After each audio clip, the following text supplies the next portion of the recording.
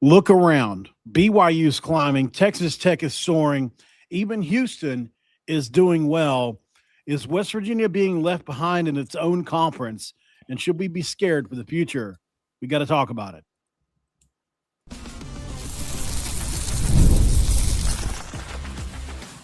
You are Locked On West Virginia, your daily podcast on the West Virginia Mountaineers, part of the Locked On Podcast Network, your team every day.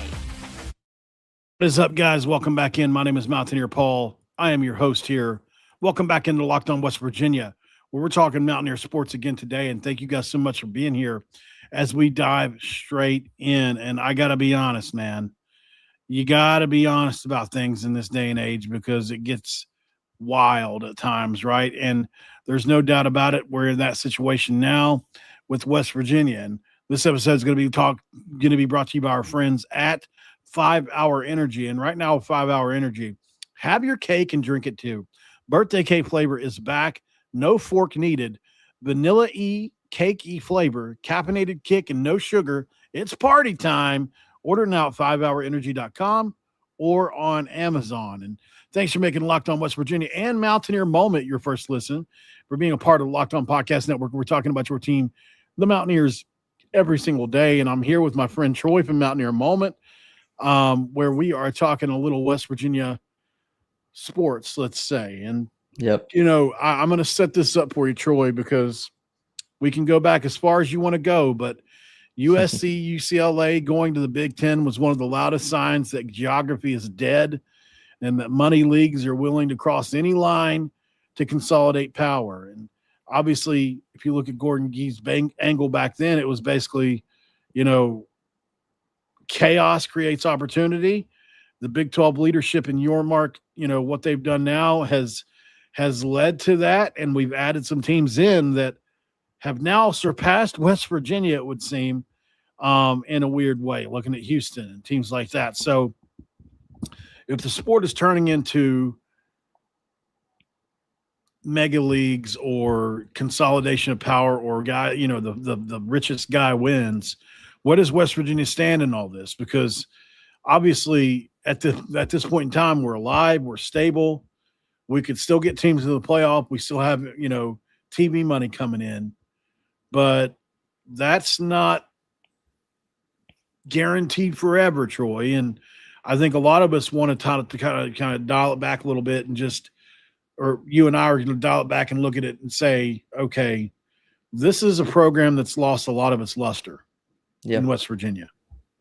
No, it absolutely has. I mean, you and I both know we've been around the block a time or two, been around long enough as Mountaineer fans to be able to recognize an era of college basketball, an era of college football with West Virginia athletics where it was really awesome. And, the word that continues to come to mind, and I mentioned it, when we over on Locked On, when we kind of teased the possibility of this episode coming to be, was, there was an era of both of those programs for several years in a row, and different players and coaches and things we've had that struck fear in opponents, man. Like it was, that era, I think of I'm going to go down memory lane a lot, I feel like, during this episode, but that era of Press Virginia, I didn't fear playing anybody ever.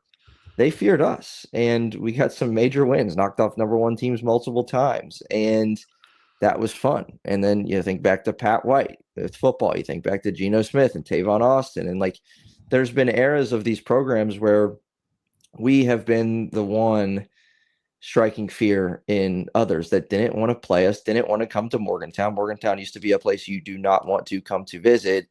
And now we've strung into this stage of irrelevancy, it seems like, on the national scale, right? I mean, it wasn't just that those teams were competing for Big East titles or Big 12 titles or, hanging around at the top of the Big 12 standings in college basketball. Because we were for a number of years, right up there with Kansas, and we just couldn't beat them on the road, and that kind of did us in every time, But it's different. That feels like so long ago, and it wasn't, but it was. It's such a weird kind of dichotomy like that, and it's not the most fun, enjoyable time to be watching Mountaineer football and basketball right now. All that to say that, man, It's a different era. No. And, I think the fans feel it right now, right? This is the truth. Basketball's been a carousel. Football has been stop-start. Fans can't attach to an identity long enough for it to become real again. The players don't want to be here for any longer than a year at a time. And the sport is evolving, and West Virginia is not a headline while it evolves. And other programs feel new. They feel aggressive. They feel modern. West Virginia feels like it's, asking for patience constantly. That's what I feel like as a West Virginia fan. Mhm. I'm constantly on wait and see mode, right? We'll just wait and see until Rich Rod gets into year 2. Or just wait and see until Miles Sadler and Elliot Jim get here. Right. Virginia used to take up space nationally on TV, Mhm. in big games, in March, in big goals. Now we're fighting for attention on Fox with BYU this week coming up on Saturday. So that's missing the mark. So Yep. it's a frustrating thing to be a part of, and it's a scary thing to be a part of, because the thing that we love most, or at least that I love most outside of family, right, is this thing we call the flying WV that's on our hats. We dedicate so much time and effort to it because it's more than just sports. It goes way beyond that. It's literally cultural identity. The reason that people are riding in the streets of Minnesota, are similar to things. There's similarities, if you will, to how Mhm. we feel as West Virginians in our identity, right? Like we're so closely aligned with that flying WV. And when it's not playing well or when it's not doing well, we feel that like we're not doing well. And it's just frustrating, man. And it sucks, right? Because when West Virginia, we already have to overcome the odds, and Yep. we already have to kind of, just understand that these disparaging remarks are going to be made about us. And I'm not trying to play this huge pity party or anything like that. It's just reality. People already don't know about us or forget about us anyway. We have to make our presence known in order for people to know anything about us. And a lot of times it takes some doing. Without Pat McAfee, I don't know where we would be in the national stage right now. Yeah. Oh, that's all of that is well said. And, to point out the fact that it goes just beyond sports, and it's, I mean, I constantly think of Bob Huggins saying that this is the professional team, the professional program in the state of West Virginia. This is what people look forward to. This is what we identify with.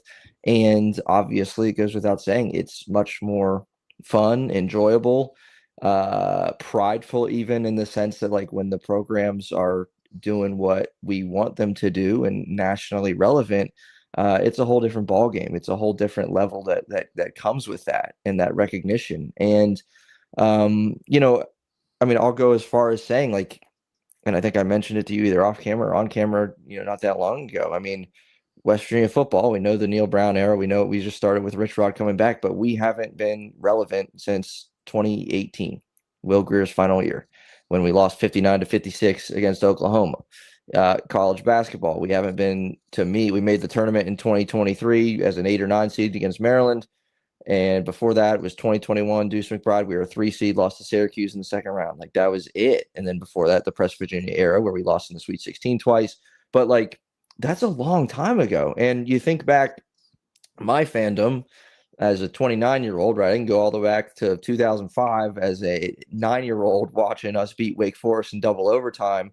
And then there were several other years after that. We were really good. A few years later, we made the Final Four. A few years after that, Javon Carter and them come in and do their thing for several years. And like, it just doesn't feel the same, man. Like for 20 years, 15 years, it felt really good in both programs, not to mention football, right? We know what happened through 2005 to 2008. We know Gino came not long after that. We know, Will Greer came after that. There were eras of these programs that thrived, and neither one of them are anywhere remotely close to thriving on the national scene over the last 5-6 years. Yeah. Yeah. I mean, I'll never forget that game against Wake Forest. It was, how do you stop Chris Paul, right?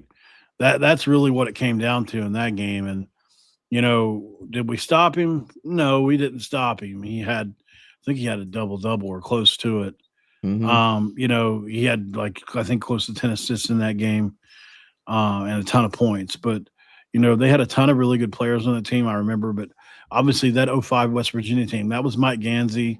That Yep. was Tyrone Sally. That was Frank Young. That was Dior Fisher, Kevin Pittsnoggle, Darius Nichols, Air Bear, Mhm. Patrick Beeline. Yep. Like all those guys were so integral. And not a one of them was an NBA player.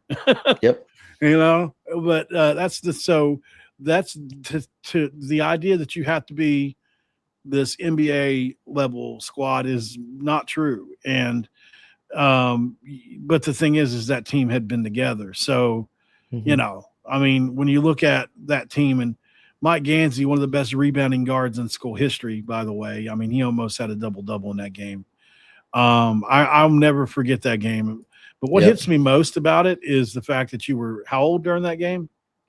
I was 8 years old, Yeah. Okay. and I Well, remember I was only in the military during that game. So thanks for making me feel old, Troy. I appreciate it, brother.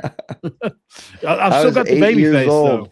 I was 8 years old, and believe it or not, so I'm a Sixers fan too, as you know. Fans might not know, but I'm a Sixers fan. And that game was in Cleveland, and the night before, West Cleveland, Virginia West played, Cleveland.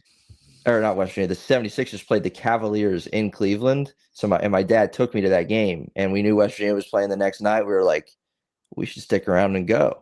And then I was like, no, my dad, I mean, obviously I was 8 years old. I wanted to go. My dad was like, no, we'll head home. We're probably going to lose anyway. Regret it to this day. In the city of Cleveland, could have went to that game, didn't. Wow. Crazy. That's crazy, dude. Yeah, that was a Mike Gansey special game. I remember that. He was the best He had player on 20 the in floor. overtime, I think, in the 2 overtimes. Yeah. He was really good in that game. One of my favorite players of all. Actually, Mike Gansey was my favorite player for years. Yeah. From West Virginia until Deshaun and them came around, and Ebanks. I was a big Ebanks guy. I mean, who can forget the dunk in the garden? Anyways, we are going down memory lane a little bit. That's here, all right, man. After the break here, Troy and I are going to talk about, what should we hope for? Obviously, we've talked about the problem, and we didn't go too deep. I mean, we could go deeper on maybe, you know what? Let me change it up. Sorry, Troy, I'm doing this on the fly. We didn't really talk about what we were going to do. Mm-hmm. Let's go a little deeper on where West Virginia actually stands, and then what should we hope for, and then at the end we'll make a prediction. Like, what do you think is going to happen? I mean, do you think we're going to get left behind? I mean, it's a real possibility in 2030 or before. It's just something we have to talk about next. And of course, guys, we can't forget about our friends at FanDuel right now. Right now with FanDuel, if you didn't know, let me tell you about it. Talking FanDuel with you is always fun to do, and there's a reason for that. If you've ever wanted to experience the NBA Finals live and in person, now is your chance to do it, and here's how. Use your profit boost on any NBA future, and you'll automatically be entered for a shot to win an NBA Finals trip or two. That's right, you get flights, tickets, and the whole nine, and if you're already looking at the board, thinking about which team can make a run, this is the perfect time to lock it in. And now, not only can you pick cash, but it can also send you to the finals. Visit FanDuel.com to get started today and use your profit boost on an NBA future and get in for your chance to win an NBA trip to the finals. Play your game with FanDuel, the official sports betting partner of the NBA. I'm Kalia Butler, host of Locked On Women's Basketball, and this is Mazda's Women's Basketball Snapshot, celebrating the work no highlight reel can ever capture. South Carolina rolled past Ole Miss 85-48 to clinch a share of the SEC regular season title and lock down the number 1 seed in the conference tournament. The Gamecocks extended their win streak over Ole Miss to 21 straight. UCLA dominated Wisconsin 80-60 to secure its first outright Big Ten regular season championship in program history. The Bruins improved to 27-1 overall and remain unbeaten in conference play. And number 12 TCU stormed back from a 13-point fourth quarter deficit to beat Iowa State 80-73. The Horned Frogs now sit alone atop the Big 12 standings and are 1 win away from clinching another regular season conference crown. These moments are earned off the clock, those long before the lights ever come on. The sweat, the fakes, the doubt, the scrapes, and coming back for more every time. Mazda puts that same drive into every detail. Wins define the moment, putting in the work, that defines you. There's more to a Mazda because there's more to you. It's segment 2. Let's crack open this Gator Dew. Troy. Hey, Gator Dew. Yeah, this Gator Dew is for you, Troy. And tell everybody where they can find you on my channel. Yes, sir. So Mountaineer Moment, and we cover West Virginia football and basketball exclusively on YouTube, Apple Podcasts, Spotify, Amazon Music too. This is I appreciate you so much for having me on Locked On so many times. It's our first ever like full on collab show that we're doing, and so that's pretty cool. And this is the 155th episode of Mountaineer Moment. Been around since late August. A grizzled veteran now at this That's time. Right. The way West Virginia sports goes, it ages you quickly. In dog years, you're like 30 now, and in dog years, I'm like 70. I'm about to retire. Jokes aside, obviously this topic says, what should we hope for? Before we get there, I would like to say, let's just dive a little deeper on the state of West Virginia sports for a second here, because we kind of talked about it. We kind of, we long for the past, and we wish that we could have some semblance of representation with the major sports. Women's basketball has been amazing. Great representation. Baseball, been amazing. Wrestling, been amazing. Rifle, been amazing. But the two sports the fans connect with the most are men's, football and basketball. It's just the truth. Yep. The truth is always what should be told, and that's what matters to me. So, men's basketball and football have been so poor the last 4 years, specifically in basketball, and then the last 7 in football, outside of 1 year where we spent that entire offseason, some people thinking about the national championship game after we won 9 games. That's how crazy some of us were. But, let's look at it from another angle here. Let's say things shifted to the point to where they were going to include 60 teams. I would be in I would be wringing my hands over West Virginia's inclusion in even a 60-team league at this point. I hope I'm not being too gloom and doom here. Yeah, I wouldn't quite say that yet. But obviously the trajectory that we're on and the current state, which is obviously what we're jumping into all over this episode, is not a pretty one. It's not a welcome sight. It's not something any of us like. It's not something Wren Baker likes. And, again, as you mentioned, and rightfully so, the recent success of other programs, the football and basketball programs, men's basketball is essential where to Houston's what at right we now. Want to do. Who is more, just ask yourself objective questions. Obviously, if you're asking me, I'm going to pick West Virginia every time. But if you ask, somebody in the national media, who's a more attractive program in men's basketball, men's football right now? Houston, who's been in the league for 4 years, or West Virginia? Well, let's see. Houston just won 10 games. Houston just won a national championship in basketball, and they've got a shot again this year, even though they've lost a couple games in a row. What about Arizona? Look where they're at right now. They just won 8 or 9 games in football, and they have the best basketball team in the land. What about BYU? Well, we see the 2-year tear they've been on. They've only been in the league a couple years. What about Texas Tech? Oh, okay. They just made it to the playoff last year, and they have a basketball team that can win the national championship as well. So, it's just it's not like we're even comparing ourselves to teams outside of our league. It's just look inside the league. And if you'd asked me whenever Houston and all those teams came in Oklahoma and Texas left, who I thought was going to take over the league, the teams that have taken over so far are not the teams I would have chosen. Right. Kind of done. Yeah. Didn't see it coming necessarily. But yeah, I think all of what you said is extremely valid. And it all lines up with the fact that we are in a several year stretch run right now that is abysmal in a lot of ways. And again, it's not, I think knowing what it looked like in the past hurts our like present reality a little bit more, because it's like, you're wishing for that to be again, kind of like We you were in already one of the said. two golden eras of of football, Right. specifically. Yeah. And it's like, well, why can't we just do that? Well, winning in the Big 12, winning football games period is hard. And then there's a lot of schools, over the last number of years and in their program's history. Obviously, like you take Houston, for example. Houston, that's a basketball school. Arizona, for a lot of their time, football or a basketball school.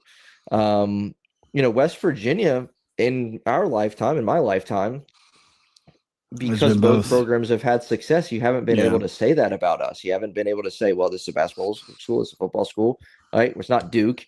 We're not a basketball school. It's not Carolina. We're not a basketball school in that way. We've had balance, but we also haven't reached the pinnacle like all of those teams that I just rattled off as a one sport school have. We haven't reached that level because those teams have won championships. We have not.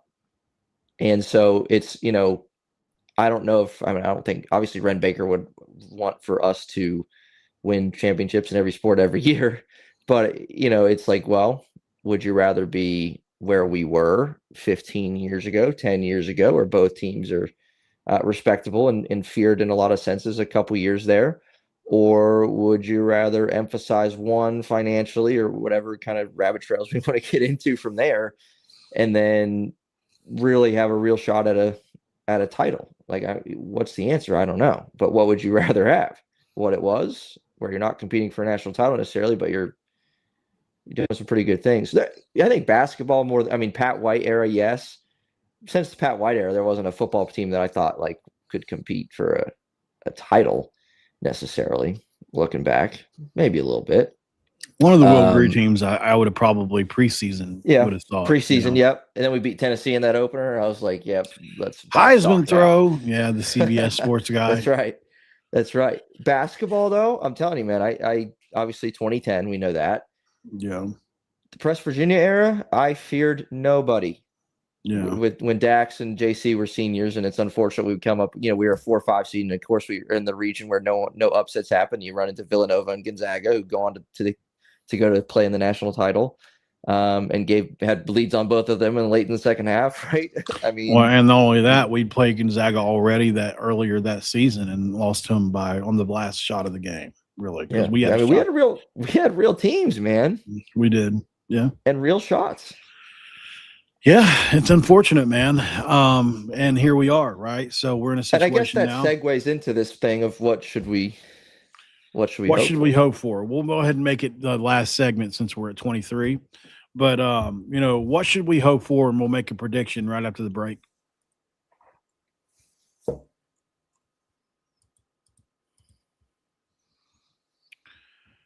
All right, guys, we got to be talking about our friends from, and look, if you didn't know about GameTime, well, you should. GameTime killing the game as always, and there's a reason for it, and it's because they are the best when it comes to college basketball season and getting tickets, right? Buzzer beaters, bracket busters, unforgettable moments that everyone's talking about the next day. Being there live for something like that, that's bucket list stuff. The hard part is always about getting tickets. Don't be like Troy. Don't miss the game. Go ahead and use GameTime. You're not going to use those long queues, prices jumping around, surprise fees at checkout. The GameTime app gives the fans the advantage with the constant innovation. It's about how you unlock amazing deals and tickets and experiences in just a few tap-a-roozies. That's right. You can see it in the app. It's all for you. The seat view feature is a game changer. You can see a panoramic view of your seat exactly before you buy. And I love being able to follow teams in the app and get alerts when the new deals drop. No stress, no guesswork, just a smooth experience from start to finish. That's exactly why you want and what you want during the busiest part of the season. Take the guesswork out of buying college basketball tickets with GameTime today. Download the GameTime app, create that account, and use the code Locked On for $20 off your first purchase, where the terms apply. Again, create an account, redeem the code LOCKEDON for $20 off today. Download the GameTime app today, Junior. Oh, and you ask yourself the question of all questions, what time is it? It's game time. And of course, we can't forget about our friends we love our friends at 5 Hour Energy right now. And look, here we go. Welcome to the 5 Hour Energy Flavor Draft. It's 18 new flavors to choose from, including new options like Confetti Craze, Fruity Rainbow, and Cotton Candy. And there's something for everyone in this. The board is set. The flavors are ready. And I've got number one pick for 5 Hour Energy's draft right now. And I'm just going to go ahead and go with Tropical Burst. That's right. It's a tasty caffeine with island vibes, a delicious combination of pineapple and apricot flavors, juicy, fruit-forward, tropical profile, sweet with a light tang, smooth, rounded flavor, bright and sunny taste impressions for your tongue, and island-style fruit punch vibe, which is exactly what you want in a refreshing drink. But we can't lie and get out of here without telling you about our friends from Cotton Candy. A delicious swirl of sugary clouds, fruity twist, and a hint of vanilla. The sweet side of tasty caffeine. Throwback flavor with a boost, light, airy candy profile, nostalgic carnival-style taste, and pure sweetness from start to finish. It gets that sweet tooth without any sugar guilt. Right now with 5 Hour Energy, you can find your new 5 Hour Energy flavor shots available online at 5hourenergy.com or on Amazon. Back with Troy in segment 3. Come along with me as we dive back into the topic at hand, and that is the West Virginia sports situation. It is a situation, that's for sure. You know, it's funny. Somebody in the comments says we are a baseball or a riflery school. I had a coach in the profession of college basketball call me. Where's my phone? Hold on. I think it was today. Was it today? I have to make sure, guys. I'm sorry, but I think it was today. No, it was yesterday. It was yesterday. Yesterday at 12:08. So 12:08 after midnight at that, which I had just done a video. So, and he told me this, and this is the legitimate straight truth. West Virginia is a basketball school in football school clothing. That's what he told me. And I was like, what? I wanted to push back against that. You know what I mean? I mean, obviously, as a fan base, we're more of a football school. Yeah. He was talking about from a resources standpoint, we're never going to be able to win in either, splitting between them. If we went all in one or the other, we could. If we got rid of basketball and went all into football, we would have that extra $4 million. It would do a lot of good for football. Still probably doesn't put you in the top tier of college football. But if you cut out football and went straight basketball, well, now you're one of those Big East teams that is spending $10 million or more on its roster. You know, what do you say to that? Because in this day and age with money involved like it is, can West Virginia be good at either, much less both? You really just had that conversation. That's wild. I really just had that conversation. Of where we just ended the last segment. That's crazy. Oh, my gosh. Yeah, I mean, yeah, I don't know what the answer is, right? I don't know what the investment is. If obviously it'd be easier to say, because you can look at teams who go out, like Texas Tech football, spends a lot of money. It doesn't guarantee wins for them. It guaranteed a lot of wins this year. It worked out for them until they met Oregon. And then it's like, and I think maybe you and I have talked about this. Well, are those donors going to continue to support that, even though they, go to the playoff and get embarrassed, right? There's pros and cons with it, and money doesn't guarantee anything. Still got to put the work in. I don't know what the answer is for him to say that, what do you say? A basketball school in football school clothing is interesting. And again, when you put in perspective the last 25 years, the peak for both of those programs, whatever year you want to chalk it up to, 2010 in basketball, 2007 in football, Press Virginia years, like we've mentioned, those kind of things, whatever year you want to chalk it up to, the peak of both of those programs is identical to me. as far as where they've been over the last 25 years. And so there's that balance. But do we just crave a balance where your good isn't quite good enough to get you over that hill to the national title? Or, like you said, do you want to be like one of these Big East teams, or, like a blue blood basketball program who pours it all into it and you have a top 15 program year in, year out? I don't know what the answer is. Well, I'll say this. If I spent $10 million on my roster and I missed 24 shots in a row like St. John's did last night, I'll be pissed. I can't believe they did 17 that. and a half minutes. That's worse than our worst stretch this year. We went 12 I know. minutes I was thinking Baylor. the exact thing. I was like, we didn't sink the kind of money they did. As many times as we've seen the ticker come on, West Virginia scoreless in the last 4.5 minutes, we have never seen in all my days 17 and a half minutes. That is insane. And St. John's is a good team. That's the scary part. They're a good team, yeah. I mean, there are some people that thought St. John's would be a Final Four team this year. And they still could be. They have the talent to be, but not on my bracket anymore. That will be on my mind every moment. Yeah, I mean that's one heck of a stretch there, man. I don't know the situational. Obviously, I just caught the clip of that, so I don't know who was hurt or if anybody was fouled out or if anybody was on the bench or what. But if that's your starters, man, that's the problem. Moving the conversation back to West Virginia really quick, Troy. We're over 30, so we need to kind of wrap this up a bit. What can we hope for? What do you think what should we hope for? Like, what can we hope for and what should we hope for are two different things, right? We can hope for everything. We can hope that West Virginia gets back to a top 25 program, not even asking to win the national title anymore. Like, that is gone from my mind for now. Mm-hmm. Like, I used to think that, like, go back to before Neil Brown got the job and was there for a couple of years.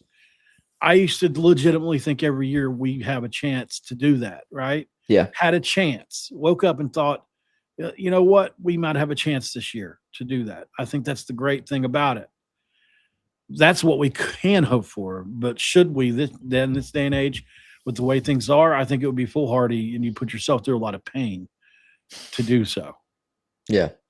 Albeit familiar territory for West Virginia fans, pain. But to answer your question, as far as should hope for, I think we should and can realistically hope for a football program over the next coming years under Rich Rodriguez that is nationally relevant. I think that's appropriate. I don't mean nationally relevant competing for national titles. I mean in the AP poll. In the Big 12, maybe in the Big 12 picture. In the mix, right. Meaningful games in November. You and I had that conversation not long ago, last week. That is a realistic expectation that I don't think, as much damage as Neil Brown did or as much damage as the last several years under whatever coach, whoever you want to blame, whatever situation, players, coaches, funding, whatever thing you want to chalk it up to over the last number of years with the football program. I don't think we're too far gone for that to be a realistic expectation for us to be relevant in Big 12 talks, period. That's my take on that program. And, the basketball program isn't too different to me. Again, that's a program that, we've seen it, now I think of Indiana football and what Cignetti did there in 2 years, just to add that piece to it. But, basketball, kind of a similar concept, similar mentality. In that regard is because you can, and there's still a belief you can turn things around, and it's a whole new roster this year, and we've seen how it panned out. But the last thing I'll say is I think one of the ways that you can get back to relevancy in polls and standings in the Big 12, one of the ways you can do that is to have some freaking stability in these programs, not just coaches, but personnel wise, right? I mean, Rich Rod went after some freshmen. We have a great class coming in. Let's keep those guys around. Let them grow. Like, let's do it the old fashioned way. It's going to be easier said than done with the transfer portal, but let those guys build up, let them mature, let them grow, and, be beasts by the time they're junior, senior year. If we can keep them around. Yeah. Yeah. Hopefully the NCAA and this, whatever proposal they have with tampering that nobody believes in, can get off the ground. I mean, if they, like I heard somebody say, and I'll throw Ole Miss out there just because they're the easiest target right now. And I'm not saying now, if you really came down to brass tacks, do I want this to happen? No, but if you really want it to stop, give somebody the death penalty. If somebody's tampering, like that in this day and age, like you did with SMU. You wanted people to stop paying players, and so you killed SMU's program, and for the most part, that worked for a while. There were teams that still did it, but it was much more intelligently done beyond that. Before it was just, hey kid, come here. Yeah. Blowing a cigarette in his face, smoking his face. Come here, kid. Here's what we're gonna do, Shane. We're gonna make a big fuss of it. We're gonna make big trouble. And if you don't like that, we'll pump and fall that big trouble. No, it's an interesting thing, obviously, with West Virginia sports generally. Part of me is like, man, it would be interesting to just go all in one sport, especially because I do think that the window is there for basketball to do it, no doubt about it. Look at the class we have coming in. By the way, that coach that I talked to said that Sadler would struggle in the Big 12. He said he's too small. He was really making me mad, dude. But I mean, he was like, he was giving me his honest take. I'll just say that. I mean, this is a guy that coaches at the collegiate basketball level, at the Division I level, Power 4 level. And he told me, like, I think he'll struggle. He said, I do think he'll have an amazing career. And he's just saying if they want him to come in and be, Robert Wright next year, or Jamal Shed, which is the comparison that I keep getting from him. Yeah. From people talking about Miles Sadler. That's the comparison that people have brought up for him, Jamal Shed. A guy that's obviously really good on both ends. So, real quick, what do you think about that? Do you think that's just too much to ask for Sadler? Oh, it's going to be a heck of a lot to ask. And, the worse this team looks offensively, and the more games we currently lose, the more we're hoping for him as almost like a savior archetype kind of thing, which is a very lofty goal, and lofty expectation. I'm not going to lie to you me an idea for a video, say that thought hasn't, that thought hasn't crossed my mind about his size and the and the potential problem with that. We're just going to have to wait and see. I mean, there's going to be a lot on his shoulders. I think we just have to have fair expectations for an incoming freshman, and hope for him to be as good as he possibly can be to help this team freaking win, man. And in the portal, it's going to be important to get the right pieces around him. Because as we've seen in this year, even though we got some talented pieces, it simply hasn't worked out. Yeah, you've got me thinking about this savior thing now, and how cool of a video that would be. I'm going to put a Superman cape on Miles Sadler, the savior. Hey, as long as you invite me back on. Absolutely, you're always invited back on. Obviously, last thing here, we got to get moving on this. 60 seconds or less. Make a prediction. And I know that's not easy to do in a short amount of time, but just where do you think it ends up landing? And be completely honest with yourself. Don't let any don't let any subjectivity get in there. Be objective as you can. Just landing, 5 years from now. Where do you see yourself in 5 years? Do you see West Virginia pulling itself out of this hole and getting back into the conversation in the next 5 to 8 years? Or do you think we're going to continue to tailspin down into like a Rutgers or a Kansas level? Right. No, in both programs, I truly do see us getting back to some form of relevancy. And, whether that's going to be one is like, again, a feared program inside the top 10 year in, year out. I don't know about that at this point in time. But I do think both are too well funded, too well, historically appreciated and respected, right? It's not just, we're not a football school, not a basketball school over the last 10 years. I mean, both programs have had success over the course of history.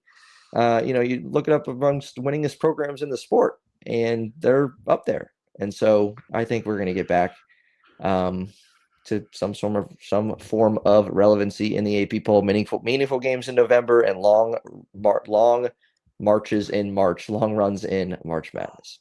Thank you guys so much for being here with us in this conversation. Been a good conversation with Troy from Mountaineer Moment. Make sure you're checking him out every day over there at Mountaineer Moment, where he does some kind of recording on every West Virginia basketball game. I'm assuming he'll probably make that into football as well, but I'll let him tell you that some other time. And thank you for being here and liking this video. Make sure you do so before you leave. Raven, get on to him. Subscribe if you're new around here, and share this video out for our own benefits. Troy's and myself. Great collaboration, man. Great to work with you on this one. And also, guys, last but not least, do us a favor, and the Locked On Everydayer Club is a big deal right now. It's Locked On Podcasts with an S.com/Everydayer Club. $5. It's all it costs. And you get ad-free audio, members-only Discord server where you can talk to people like myself and Drake Toll and the whole works. We hope to see you there. We hope you check it out. It would mean a lot to me if you did. And we'll see you guys on the next one. Thanks for making us your first listen. Check Locked On College Football out. Spencer McLaughlin is one of the most talented guys in our entire network, and I mean that. Play-by-play guy, covers the Oregon Ducks as well. Check him out too. And we'll see you on the next one. But we can't let you forget one thing before you go. Don't forget to cue those country roads. We out.